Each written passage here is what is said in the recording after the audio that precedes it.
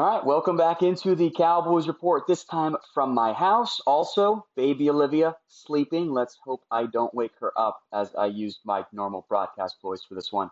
Michael Gallup, the report from Adam Schefter is that the Cowboys are close to a deal on retaining their, depending on how you want to argue, number two or number three wide receiver.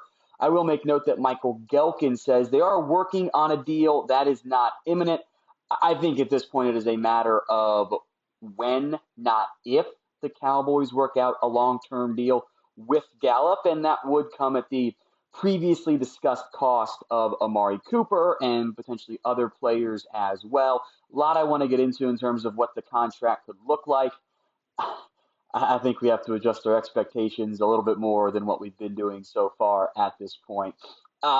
Entering the year, the assumed outcome was the Cowboys would not keep all three of Lamb, Cooper, and Gallup. Now, obviously, Lamb is coming back. That's a no-brainer. He's cheap and really good at football. It was a either or, potentially, between Cooper and Gallup. As a reminder, the Cowboys do not have to choose one or the other. If they want to, they could retain both of those players, and they are choosing not to do so. So my first question for you guys is this. You're faced with the same dilemma the Dallas Cowboys are right now. Who would you keep? Amari Cooper, who is objectively better, but also more expensive than Michael Gallup, who is cheaper, has been a 1,000-yard guy in the past, but is also coming off an ACL injury, which would bring down his cost hypothetically, but he's still, I don't think, going to be that cheap. So you are Stephen Jones, who, let's be real, he is the one, running point on this at this stage. Who would you keep? AC in the comments for Amari Cooper, MG for Michael Gallup. If you are picking only one of those, who would it be? I'll make this the pinned comment on this at-home YouTube video. So if the ad break comes here, I'll go take advantage of it. Head down there, let me know, AC or MG. Now, the cost of Gallup is up for debate point, and I don't think any of us really know what the deal is going to go down at. I've seen a bunch of different numbers out there on social media from verified people, from just fans, and even myself. A lot of people are hoping he gets under $8 million or max of $8 million or even under $11 million.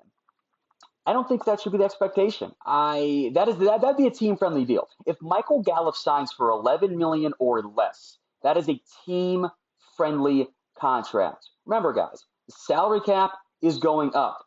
It's going to go up each and every single year. Yes, Michael Gallup is coming off a torn ACL, and he might not be ready in time for Week 1. Those are all valid points. But when was the last time the Cowboys won a contract negotiation? Typically what ends up happening is they will sometimes pay guys early at a fairly market fair rate, or they will wait and wait and wait and wait and then wait to the last second and finally do a new deal. They did it with Amari Cooper. They've let him hit the open market. They let him hit free agency after they gave a first-round pick for him. They allowed a division rival to bid up the cost of Amari Cooper, who still took less, to come back and play because he wanted to be with Dak Prescott. He didn't want to go just chase the money in Washington, but he wanted to get what he thought was fair. So could Gallup sign a more team-friendly deal? Absolutely, he could. I think we need to adjust it if we think $8 million is the figure to look for on this deal. That's washed up Randall Cobb got 9. Like, it's just not how it's going to work on the open market. So with that in mind, I'm going to break down some other contracts that I think are comparable to Gallup with no graphics, but I got my notes here. What is the most that you would pay Michael Gallup per year? Now, remember, in general, the longer you go on a deal, the more average per year you get because the salary cap goes up. You can backload the deal. You can have less guarantee by the time you get to year 3, year 4, year 5. Longer deal, more money on average just with the way you structure the contract because they might not get all of it by the time they get to year 5 or whenever. So head to the comments, let me know the most that you would pay Michael Gallup per year on a potential new extension. As I tweeted out at What Going Downey, my expectation is that the Cowboys, it's probably going to be around 11 to 15-ish million. Kenny Galladay got 18 million coming off the injury. There was a bidding war there. In theory, you avoid that scenario. You don't have to deal with the exact same situation of, Gallup getting that amount of money. Jarvis Landry got 15 million. Now they traded for him and paid him a pretty premium penny a couple years ago. Robbie Anderson got just under 15. Corey Davis in a similar-ish situation to Galladay on a cheaper deal, mind you, or on a shorter deal, 12.5. But the comparables, why I figure around 11 million makes maybe the most sense for both sides here.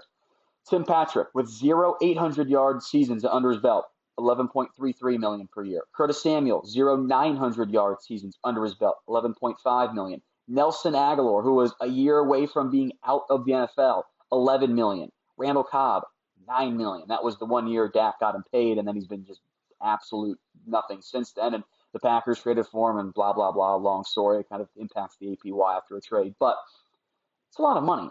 If you can get Gallup for 8, that's an awesome deal. That is a steal for the Cowboys, even with the injury uncertainty.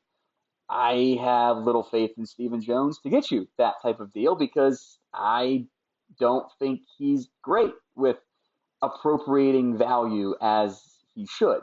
Speaking of Stephen Jones, who is really running more and more of the day-to-day for the Cowboys, if we're being honest with ourselves, what's your confidence level in him running the show? Because this is I believe, a Catboy-driven scenario to, in theory, with the way we're trending right now, dump Amari Cooper and retain Michael Gallup and maybe Dalton Schultz and Cedric Wilson as well.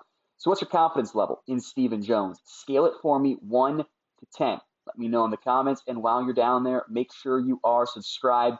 2 videos for you guys today. One from when I went in the office to do some other work I had to finish up, and now once here that I'm back home in the afternoon for an off day. There are no off days in sports, right? So if you want free videos, sometimes multiple times every single day, do me a favor. Hit that big red button and subscribe right now. Ooh, I might have just woken up Olivia. Gallup, let's go back to the injury here. Coming off a torn ACL, the hope is I definitely woke her up. Oh, I'm going to be in so much trouble. Hope is he's ready in time for week 1. That is the hope, not the lock, not the guarantee. His camp, I think, would tell you, yeah, he'll be ready in time for week 1, if not sooner. And, we know how those tend to go. We'll have to wait and see on that front. The questions have been asked, why did he wait so long? It did have to let the swelling subside, but as we've mentioned previously, had to get some rehab work and work on the quad strength. Increase that going into the surgery. That way, once you have it and it begins to atrophy, it's not as a long-term recovery process there. I guess the next step for the Cowboys is figuring out what else they do. Assuming it's Cooper gone via trade or maybe more likely release, the retention of Gallup on a to-be-determined deal. And then what do you do with the other guys? Dalton Schultz is a prime franchise tag candidate. Cedric Wilson could be brought back. Maybe their plan is to try with the $16 million or so in savings, give that to Cedric Wilson and Michael Gallup at receiver.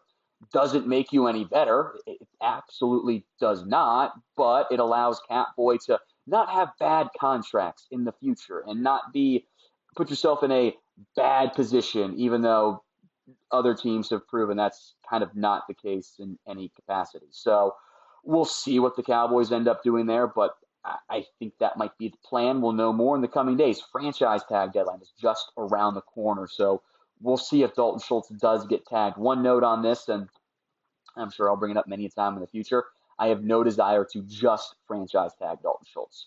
$11 million for a tight end who's good but not elite for 1 year with no flexibility doesn't interest me. I would so much rather do a 4-year, $44 million deal with Dalton Schultz because you know what I can do? I can finesse the cap. I can have that cap hit low in year 1, half of that $11 million price tag, and then I can free up money to spend on Gregory, Curse, retaining Tank Lawrence hypothetically. Like that is the route I would go in a heartbeat over just franchise tagging. Remember, once the tag deadline hits, you have to make a decision. If you're going to tag somebody, you got more time to work out a long-term deal. It's decision time for Dallas.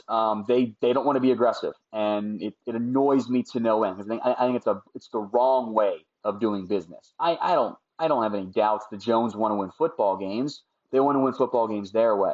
They want to win without jeopardizing their longer-term future, even though the cap's going to jump.